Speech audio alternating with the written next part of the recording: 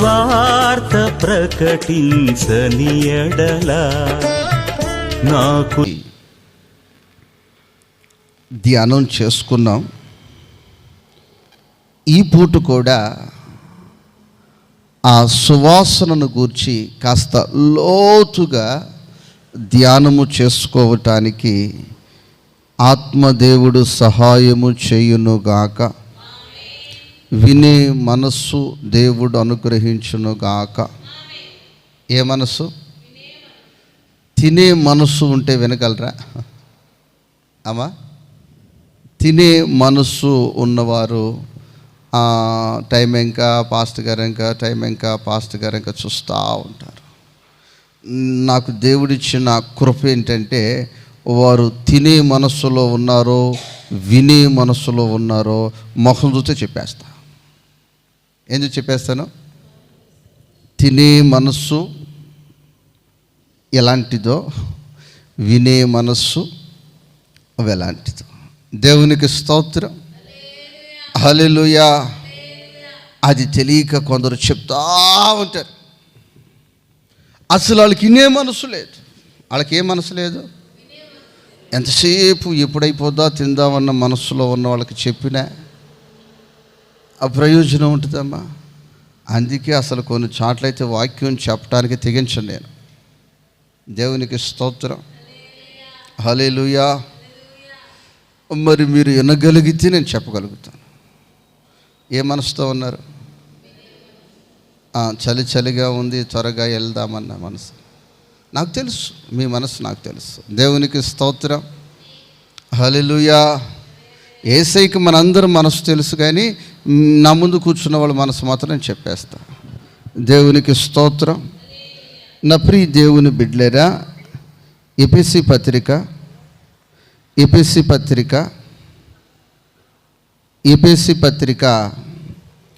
5వ అధ్యాయము, ఎఫెసీ పత్రిక 5వ అధ్యాయము 1 నుంచి 3 వచనాలు మనము ధ్యానం చేసుకుందాం. చదవగలిగిన వారు చదవండి ఆ మాటలు.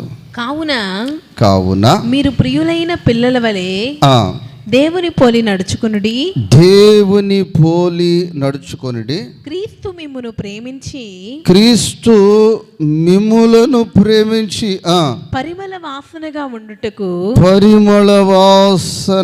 ఉండుటకు మన కొరకు తన్ను తాను దేవునికి అర్పణగాను బలిగాను అప్పగించుకొనెను. అలాగునే మీరును ప్రేమ కలిగి నడుచుకొనుడి. ప్రియమైన పిల్లల వలె దేవుని పోలి నడుచుకొనుడి. ప్రియమైన పిల్లల వలె దేవుని పోలి నడుచుకొనుడి. క్రీస్తు మిమ్ములను ప్రేమించి ఆయన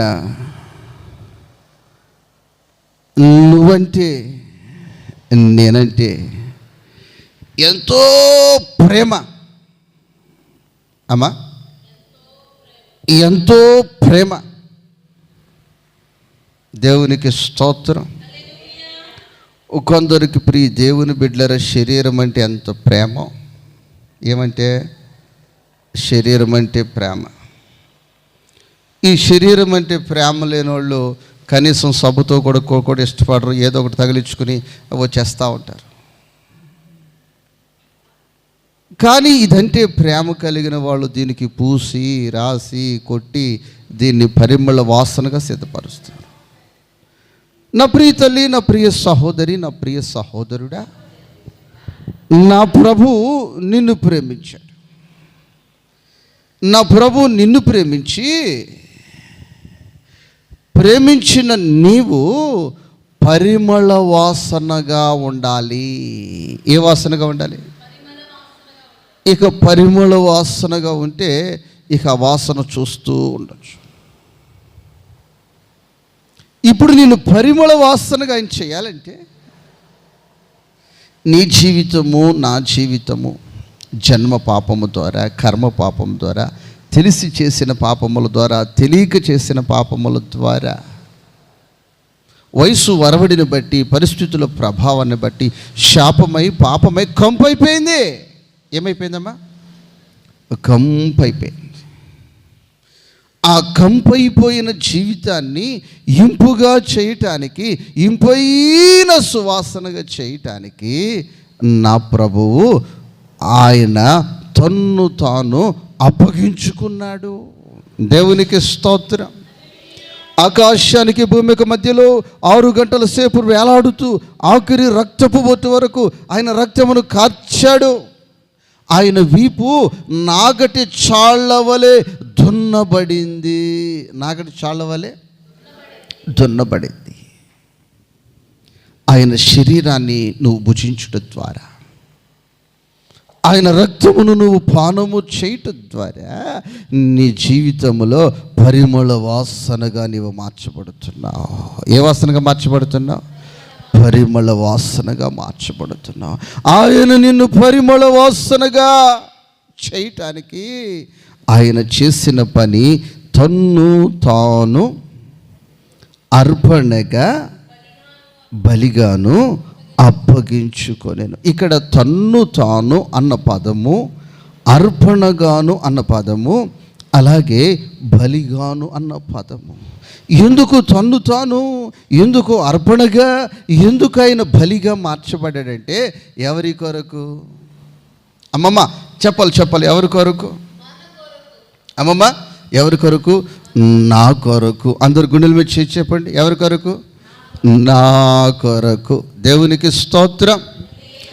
అయితే నా దేవుని వాక్యం ఈ పూట నిన్ను అడుగుతున్న మాట, ఆయన అంతగా నిన్ను ప్రేమించి చేశాడే, నువ్వు దేవుణ్ణి ప్రేమిస్తున్నావా అంటే ప్రేమ ఉంది, అందుకే ఈ పూట లైవ్లో కూర్చున్నాను అని చెప్తావు.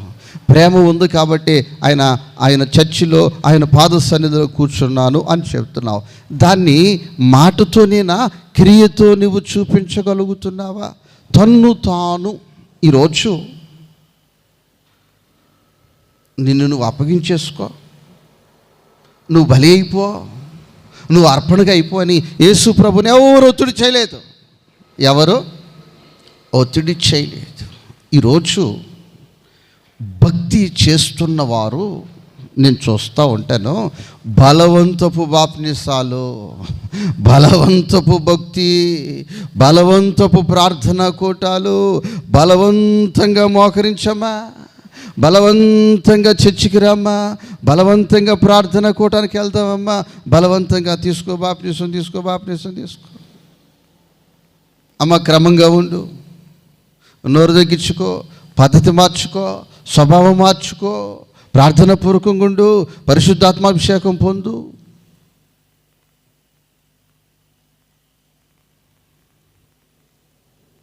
దేవునికి స్తోత్రం. ఏమా,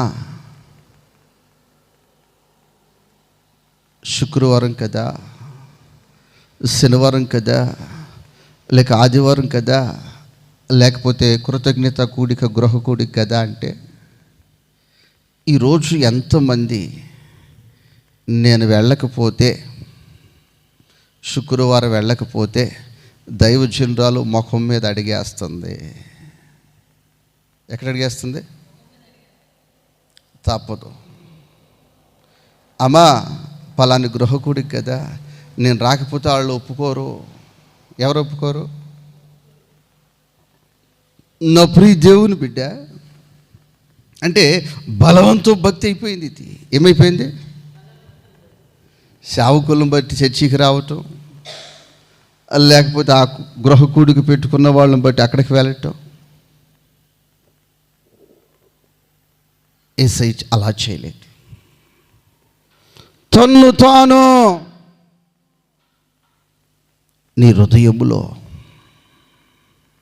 నీ గుండెలో, నీలో భక్తి పుట్టాలి. ఏం పుట్టాలమ్మా? భక్తి పుట్టాలి. దేవునికి స్తోత్రం. అంకురము అని చెప్పింది ఎప్పుడు? నేను అంకురము అని చెప్పానమ్మా. ఏ రోజు చెప్పాను? శుక్రవారం చెప్పాను కదా, అంకురము అని. అసలు నీలో భక్తి ఉంటే, నీలో నా ప్రియ దేవుని బిడ్డలారా, ఇప్పుడు తెల్లగా ఉన్న మైదానాలు, ఆ యొక్క తెల్లగా ఎర్రగా నల్లగా ఉన్న నేల, ఈ తుఫాన్ ఆగిపోయిన తర్వాత ఒక 3 డే 4 డే 5 డే తర్వాత చూడండి, పచ్చగా మారిపోద్ది. ఎలా మారిపోద్ది? దానిలో ఏముంది? ఇత్తనం ఉంది. ఇత్తనములో ఏముంది? జీవముంది.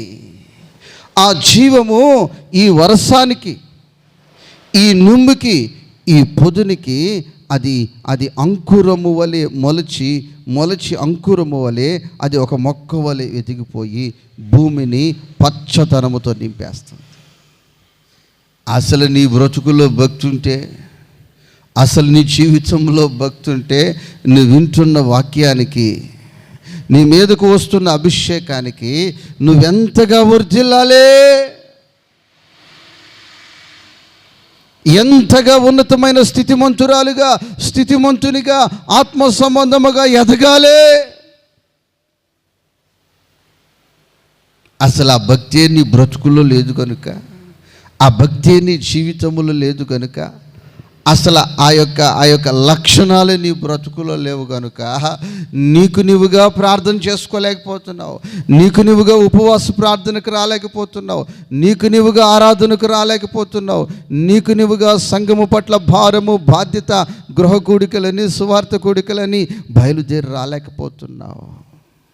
అందుకని నిన్ను బలవంతంగా నెట్టుకు రావాల్సి వస్తుంది. ఎలా నెట్టుకు రావాల్సి వస్తుంది? ఇది బలవంతపు భక్తి అయిపోయింది.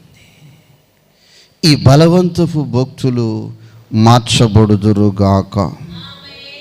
నేను వాళ్ళని చూసి చెప్పేస్తాను, ఇది బలవంతపు భక్తి, ఇది బలవంతపు భక్తి. ప్రభు బల్లారాధన రోజునైనా నేను రాకపోతే అసలు పక్కోళ్ళు ఏమనుకుంటారో, అసలు సేవకులు ఏమనుకుంటారో, లేకపోతే తోటి వాళ్ళు ఏమనుకుంటారో. ఇదేం భక్తి?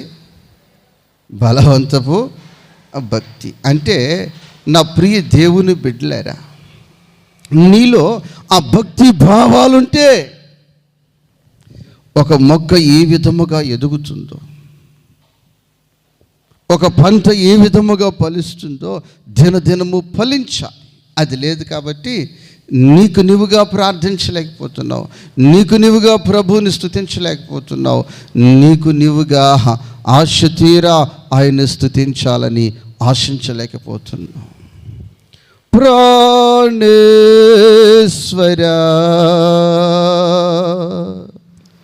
ప్రభు దైవ కుమారా ప్రణుతింతును నిన్నే ఆశ తీరా ఆశ తీరా ప్రాణేశ్వర ప్రభు దైవ కుమారా ప్రణుతింతును నిన్నే ఆశ తీరా ఆశ తీరా. హల్లెలూయా. ఈ మధ్య ఒక రైతు బిడ్డ విత్తనాలకి ప్రార్థన చేయటానికి రమ్మని పిలిచారు. నేను ప్రార్థన చేసే ముందుగా ఆ విత్తనాల విధానాలు నేను అడుగుతూ ఉంటే వారు ఏం చెప్పారంటే, ఇప్పుడు మీలో ఎవరిని నేను కదిపినా మీ ఇంటికి వచ్చి కూర్చుంటే మీరేం చెప్తారో తెలుసా? ఈ గ్రామంలో నా అంత మంచోళ్ళు ఇక మరొకరు రండి, మా కుటుంబం మంచిది, నేను మంచి, నా బిడ్డలు మంచి. ఏం చెప్తారు? ఈ గ్రామంలో, ఈ పట్టణములో నేను మంచి, నా కుటుంబం మంచి, నా బిడ్డలు మంచి, ఇక మా అంత మంచోళ్ళు లేరు. రైట్. దేవునికి స్తోత్రం. ఆయన నిన్ను మంచిగా మార్చటానికే వచ్చాడు. నీవు మంచివారిగా, నీ బిడ్డలు మంచిగా, నీ కుటుంబం మంచిగా ఉండాలని సేవకుడు ఆశపడుతున్నాడు, దేవుడు ఆశపడుతున్నాడు, అందరూ ఆశపడుతున్నారు. పర్ఫెక్ట్. ఈ రైతు సోదరుడు ఏం చెప్పాడంటే, 24 hours ఇట్లా నీళ్ళలో నానపెడతాం పాస్టర్ గారు, మరలా తీస్తాం, అలా పెడతాం. పర్ఫెక్ట్ మేలు రకమైన అనగా మంచి విత్తనాలు అయితే ఏమొచ్చేయాలి, అది ఏమొచ్చేయాలి అమ్మా, కోరలు, అంకురము, మొలక వచ్చేయాలి. దేవునికి స్తోత్రం. ఇప్పుడంటే అది నీళ్ళల్లో పొదును చేయబడిన వెంటనే అది మేలు రకము కాకపోతే నెమ్మదిగా ఎప్పుడుకో వద్దామా సద్దామా వద్దామా వద్దామా, అది సీడుకు పని చేయదు, అది విత్తనానికి పని చేయదు, అది పంటకు పని చేయదు. దాన్ని ఎత్తి ఈ పశువులకో పక్షులకో అవతల పోసేసి మరలా మేలు రకం ఎక్కడంతో చూసుకోవాలి. జల్లకూడదు అది నారులో, అది అది అది రైతు యాక్సెప్ట్ చేయకూడదు. అది దేవునికి స్తోత్రం. నీవు నిజమైన జీవాత్మ కలిగిన ఆ సుగుణాలు కలిగిన వ్యక్తివైతే వాక్యము వినుచుండగానే, అభిషేకముతో నింపబడుతుండగానే, వారములు జరుగుతుండగానే నీ జీవితము ఆత్మ సంబంధముగా ఆశ పుట్టి వర్ధిల్లుతూ ఆత్మలో వర్ధిల్లిపోతావు. దేవునికి స్తోత్రం.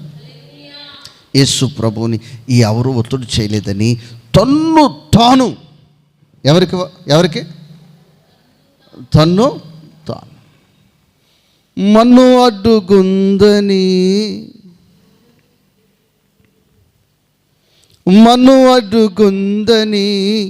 మలకెత్తకుండునా, రాళ్ళు రువుతారని ఫలించకుండునా. దేవునికి స్తోత్రం. అది మేలు రకమైన విత్తనము కాబట్టి మన్ను అడ్డుకున్న మొలకెత్తకుండా ఆగలేదు.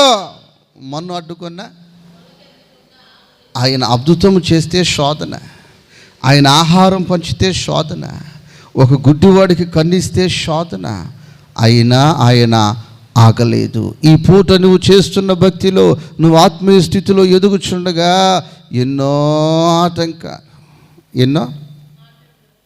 సినిమాకు పోతామంటే పంపిస్తారు కానీ ప్రార్థనకు పోతామంటే చలిలో ఎందుకు అంటున్నారు. దేవునికి స్తోత్రం. హల్లెలూయా, హల్లెలూయా. అద్దు లేకుండా ప్రవర్తించే వాళ్ళని టైమింగ్స్ అడగట్లేదు కానీ చర్చికి వెళ్ళిన వాళ్ళకి 9 అయిపోయింది. ఇంకా ఎంత అయిపోయింది అమ్మ? వింటున్నారు కాబట్టి చెప్పేస్తున్నాను. ఎంత అయింది ఇంతగా చూడండి, నాకు దగ్గర టైం లేకుండా చేశారు.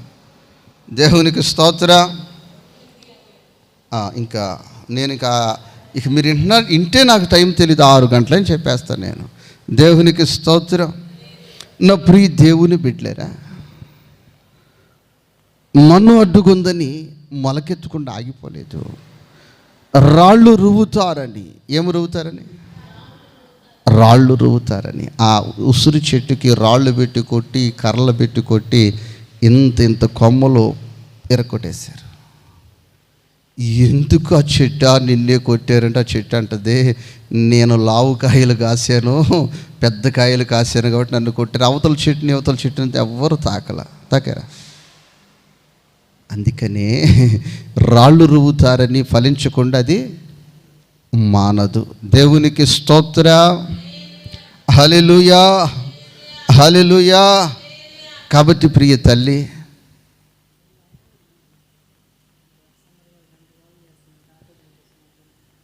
స్తోత్రం.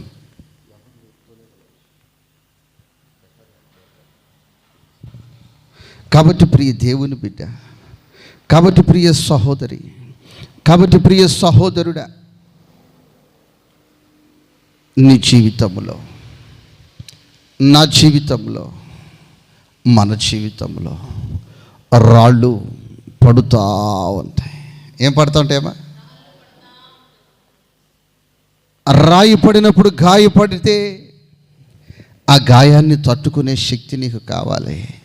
ఆ చెట్టు రాళ్ళు రువుతాలని ఫలించుకోకుండా మానట్లేదు. కాబట్టి నీకు నీవుగా యేసుక్రీస్తు తన్ను తానుగా ఏ విధముగా అప్పగించుకున్నాడో ఆ విధముగా నీకు నీవు భక్తి జీవితాన్ని ప్రారంభించినప్పుడు మొన్నొడ్డవుతుంది. మొదట్లో ఏమొడ్డవుతుంది, ఆ తర్వాత ఫలించడం ప్రారంభించిన తర్వాత రాళ్ళు పడుతూ ఉంటాయి. అయినను నీకు నీవుగా మొలుస్తూ ఫలిస్తూ నీ జీవితాన్ని కొనసాగించుదువుగాక. తన్ను తాను ఎలాగంటే ఒక అర్పణగా. ఎలాగమ్మా? అర్పణ. అర్పణ అంటే మనము ఇచ్చేది అర్పణ. అర్పణ. ఈ అర్పణ నీ జీవితంలో నీకు కలిగి ఉన్న దానిలో ఏ విధముగా నీ దేవునికి నీవు అర్పణ ఇస్తున్నావు, ఏ విధముగా ఇస్తున్నావు అనేది కావాలి. ఏ మనసుతో ఇస్తున్నావు అనేది కావాలి. అర్పణ ఇక్కడ చాలా ముఖ్యము. అర్పణ ఇచ్చే మనస్సు చాలా ముఖ్యం. దేవునికి స్తోత్రం. నువ్వు ఇస్తున్నావు, అది ఎలా ఇస్తున్నావు, ఏ మనస్సుతో ఇస్తున్నావు? దేవునికి స్తోత్రం. ఇచ్చేసాను అంటే ఆశీర్వాదం రాదు. ఎలా ఇస్తున్నావు, ఏ మనసుతో ఇస్తున్నావు, ఎవరికి ఇస్తున్నావు? దేవునికి స్తోత్రం. హల్లెలూయా. పరలోక రాజ్యములో ప్రవేశించినప్పుడు కుడివైపునున్న గొర్రెలారా, మీకు ఏర్పరిచిన మీ యొక్క స్థానములో, మీ రాజ్యములో, మీ గృహములో మీరు ప్రవేశించండి. మా కొరకు ఇది ఎలా ఏర్పడింది ప్రభువా అంటే, ఇదిగో మీరు నాకు ఆహారం పెట్టారు, మీరు నాకు ఆహారం పెట్టారు, ఆహారం పెట్టారు, ఆహారం పెట్టారు. దేవునికి స్తోత్రం. మీరు చాలామందికి ఆహారం పెడుతున్నారు. ఆహారం పెడితే వాళ్ళు 2 ప్లేట్లు తిని 3 ప్లేట్లు బయటికెళ్ళి ఇదే అంటే బిర్యానీ అంటున్నారు. ఏంటిదే? వీళ్ళ ఇంటికి పిలిచిందా, నేను వెళ్తే అన్నం లేదు అంటున్నారు జనం. ఏమంటున్నారు? కానీ ప్రియ దేవుని బిడ్డలేరా, ఒక 90 రోజులు మనందరం కలిసి పెట్టాం. ఎవరికి పెట్టాం మనకు తెలియదు, వాళ్ళు ఎవరు.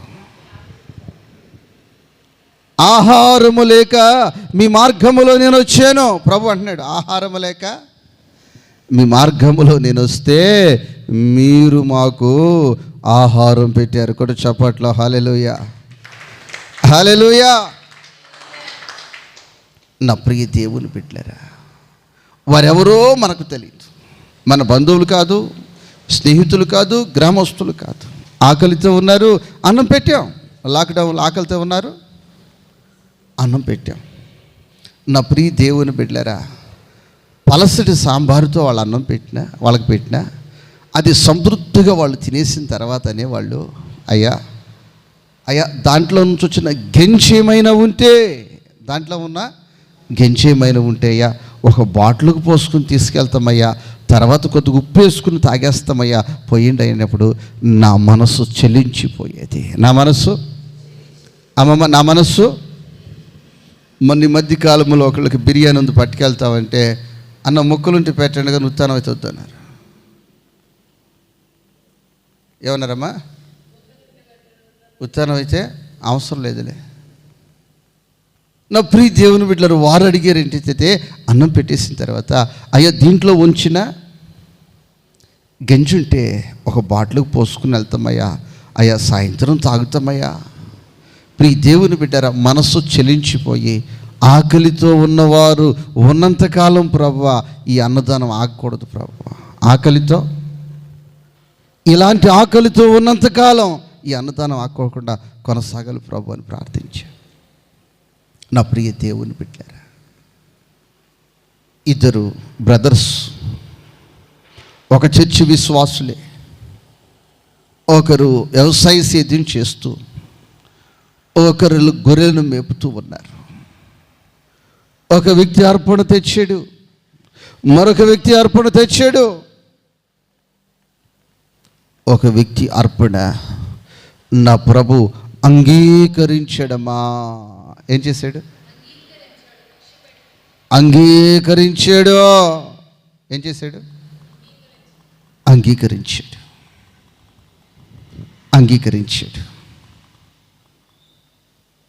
మరొక వ్యక్తి తెచ్చాడు,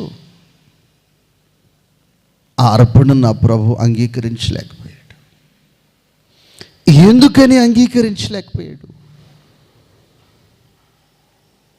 అతడు కూడా దేవుని సృష్టి కదా, అతనికి కూడా వర్షం కురిపించి భూమిని పొదును చేసి విత్తనాలు మొలిపిస్తే కదా అతనికి సేద్యం వచ్చింది. అంటే అతని మనస్సు సరిలేదమ్మా. ఏం లేదమ్మా? ఆ ఇచ్చే మనస్సు, ఆ ఇచ్చే ఇద్దామా వద్దా, అయినా ఎంతెందుకు, అయినా ఎవరు తింటారు, ఏం చేసుకుంటారు. సాతాను 68 ప్రశ్నలు వర్షం కురిపించేస్తుంది. 68 ప్రశ్నల వర్షం. కాసేపు పోస్తాడు, సంచి నిండా పోస్తాడు ధాన్యం, మరలా తీసేస్తాడు, మరలా ఈ మూట పక్కన వేస్తాడు, ఆ మూట వేస్తాడు, మరలా ఆ మూట తీస్తాడు, ఈ మూట వేస్తాడు. నా ప్రియ దేవుని బిడ్డ, నా ప్రియ సహోదరి, నా ప్రియ సహోదరుడా, నీ అర్పణ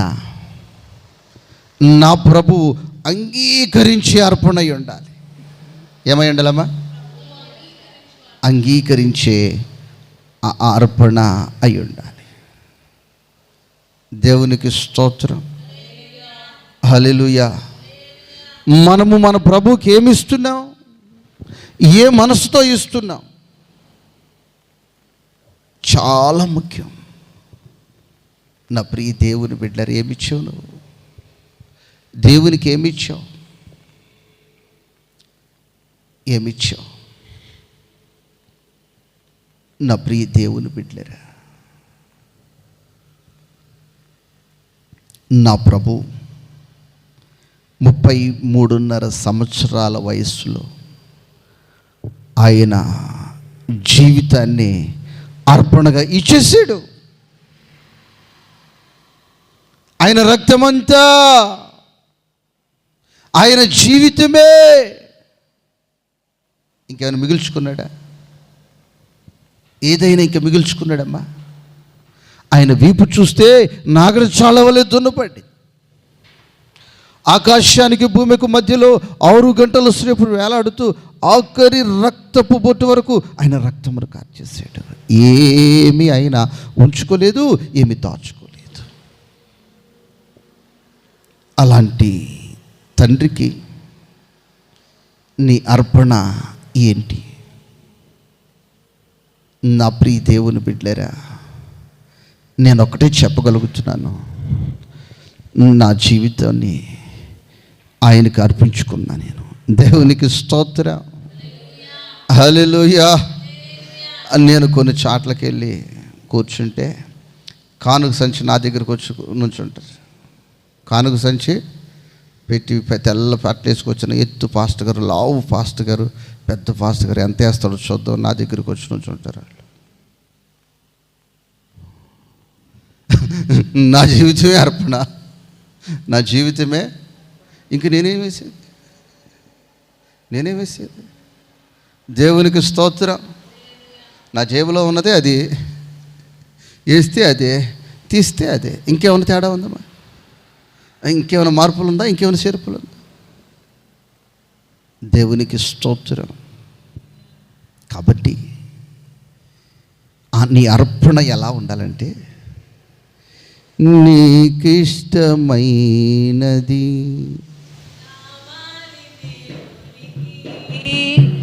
బలి అర్పణ కోరలేదు దేవుడు. దేవునికి స్తోత్రం. యేసయ్య నీలోకి వచ్చాడు కదా అమ్మమ్మ, యేసయ్య నీలోకి వచ్చేస్తాడు కదా. నువ్వేదైతే ఇష్టపడుతున్నావు అదే యేసయ్య కావాలి. నువ్వేదైతే అదే యేసయ్య కావాలి. అబ్రహాం బాగా కొడుకునే ఇష్టపడుతున్నాడు. ఇష్టపడుతున్నాడు, అందుకే కొడుకే కావాలన్నాడు. దేవునికి స్తోత్రం. హల్లెలూయా. మనసు తెలుసుకోవటానికి, ఏం తెలుసుకోవటానికి? బుద్ధి బయటకు రావటానికి, నీ బుద్ధి ఎలాంటిదో తెలుసుకోవటానికి అడిగేసాడు. పరీక్షించేస్తే నా ప్రియ దేవుని బిడ్డలారా, అబ్రహాము గెలిచాడు. అబ్రహాము నెగ్గాడు, విజయాన్ని సాధించాడు. ఆపునైనా నాకెందుకు నైనా, నేను బలి కోరేవాడిని కాదు, నీ కొరకు నేను బలైపోయేవాడిని. నా ప్రియ దేవుని బిడ్డలారా, ఎవరైతే అట్టి అర్పించే మనస్సు ఉంటుందో వారికి రెట్టింపు రెట్టింపు రెట్టింపు రెట్టింపు రెట్టింపు ఇవ్వాలన్న ఆశ, ఇవ్వాలన్న కోరిక. ఈ మాటలు మీ వినికిడిలో నా దేవుడు నీరు కట్టి ఫలింప చేయునుగాక. అబ్రహమా పైకి చూడు, అయ్యా నక్షత్రాలు, సముద్ర తీర ఇసుక కిందకు చూడు, అయ్యా సముద్ర తీర ఇసుక రేణువులయ్యా. ఒక్క బిడ్డ అయ్యా. 10 మంది ఉంచుకుంటే 10 మంది ఉంటే ఏదో ఒక ఇద్దరినా ఒకళ్ళు ఇచ్చేసేవాడిని, కానీ ఒక్కని అట్టి ఇచ్చేదయ్యా. ఇక బిడ్డను కాదు కానీ ఇంకోటి ఏదైనా ఇస్తాను అనలా. ఇవ్వటానికి తెగించి మోరియా పర్వతం మీదకి తెచ్చి కత్తి ఎత్తావు గనుక ఇక నీ సంతానమును విస్తరింప చేస్తాను. నీ సంతానాన్ని వాడు చావడో,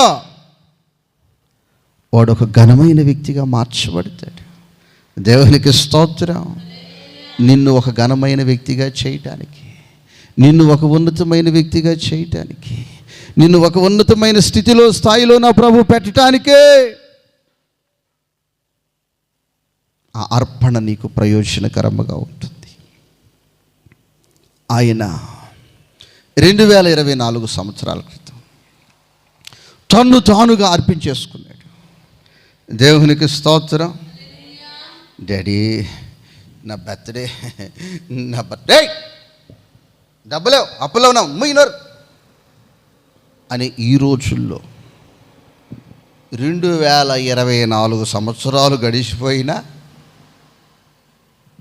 కొన్ని వేల కోట్ల మంది ఆయనకి ఈరోజు ఏం కోస్తున్నారమ్మా?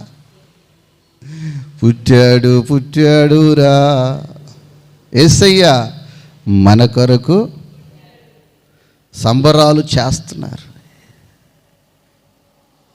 కొడుకు పుడితే తండ్రి నా వల్ల కాదన్నా, నేను చేయలేను పుట్టినరోజు అంటున్నారు లేదా?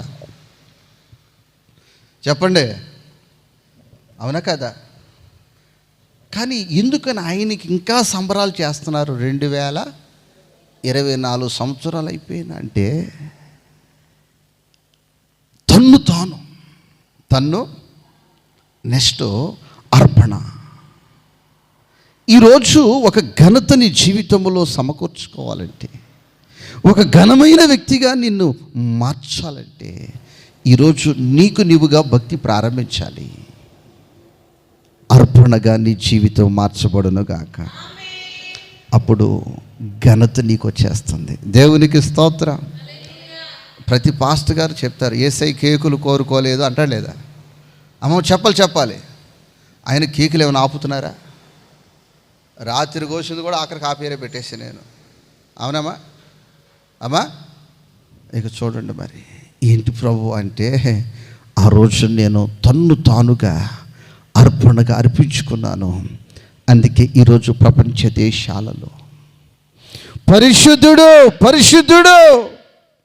ఏదో ఒక మూల గొంతులో, ఏదో ఒక మూల మాత్రమే కాదమ్మా, ఏదో ఒక వీధిలోనే, ఒక గ్రామంలోనే, ఒక కులంలోనే కాదు, ప్రపంచ దేశాలలో, ప్రపంచ నలుమూలల నలుమూలల నలుమూలల నలుమూలల పరిశుద్ధుడు పరిశుద్ధుడు. ఇంకో విషయం చెప్పమంటారా? ఈ క్రిస్మస్ దగ్గరకు రాగానే కొన్ని ఛానల్ వారు కొన్ని చెప్తారు, ఒకే మాట చెప్తారు, దునియా మొత్తం చేసుకునే పండుగ. ఏ పండుగ అంటే చాలా పండుగలు ఉన్నాయి. ఈ గొంతులో ఉన్న పండుగ ఆ గొంతులో ఉండదు, ఆ గొంతులో ఉన్న పట్ల ఆ గొంతులో ఉండదు, ఆ జిల్లాలో ఉన్న పండుగ ఈ జిల్లాలో. అసలు ఏంటంటారు అది? అదేంటి? ఓహో అదా. కానీ ఈ ప్రముఖ టీవీ ఛానల్ చెప్పే ఏంటంటే దునియా మొత్తము చేసుకునే పండుగ. ఏ పండుగ అది? ఇక్కడ ఈ బిట్రగుంట మాత్రమేనా? ఈ నెల్లూరు మాత్రమేనా? దునియా మొత్తం చేసుకునే పండుగ. దేవునికి స్తోత్ర, హల్లెలూయా. ఎంత ఘనత! ఈ మాటలు మీ వినికిడిలో దేవుడు నీరు కట్టి ఫలింపచేయును గాక. వినిన వాక్యాన్ని బట్టి ప్రార్థన చేసుకుందాం. స్తోత్రం స్తోత్రం స్తోత్రం. స్తోత్రములు ప్రభా, కృపాసాగరం మీకు వందనాలు చెల్లిస్తున్నామయ్యా. మీ దాసుని నిలబెట్టి మాట్లాడిన ప్రతి మాటను బట్టి వందనాలు చెల్లిస్తున్నాం ప్రభా. అయ్యా, మా జీవితంలో మేము ఎన్నో ఆశించి ఉన్నాం, కానీ ప్రభా అయ్యా తన్ను తాను మీరు ఏ విధముగా అయితే అప్పగించుకున్నారో ప్రభా, ఆ విధముగా తండ్రి యేసయ్య మీకు ఇంపైన సువాసనగా మేము ఉండడానికి తండ్రి, పరిమళ వాసనగా మేము ఉండడానికి ప్రభా, మమ్మల్ని మేము తండ్రి మీ వల్లే తండ్రి విధేయత కలిగి ప్రభా అయ్యా మమ్మల్ని మేము అప్పగించుకునే కృప మీరు ఇవ్వమని కోరుచున్నాం యేసయ్య. అబ్రహాము వలే తండ్రి యేసయ్య జీవించే కృప మీరు ఇవ్వండి ప్రభా. యేసయ్య హేబేలు వంటి శ్రేష్టమైన అర్పణ ఇచ్చేవారిగా మేము నిలబెట్టమని కోరుచున్నాం అయ్యా. మీ సహాయాన్ని స్థిరపరచమని, కృపతో జ్ఞాపకం చేసుకోమని ప్రభా, మా జీవితంలో మీకు అర్పణగా అర్పించి తండ్రి అయ్యా చివరి వరకు కొనసాగే కృపనిమ్మని కోరుచు యేసు నామమును అడుగుచున్నాము తండ్రి. మన తండ్రి అయిన దేవుని కృపయు, కుమారుని యొక్క పరిశుద్ధతయు, పరిశుద్ధాత్మిక అన్యోన్య సహవాసము ఇప్పుడు ఎల్లప్పుడూ సదాకాలము సకల కోటి పరిశుద్ధులకు, తన్ను తానుగా భక్తి జీవితాన్ని కొనసాగించే వారికి, అర్పణగా అర్పించుకొనుచున్న ప్రతి ఒక్కరికి ఆయన కృప సదాకాలము తోడయుండి నడిపించునుగాక. ఆమేన్. హల్లెలూయా. ప్రియ దేవుని బిడ్డలారా, మీ అందరికీ వందనాలు.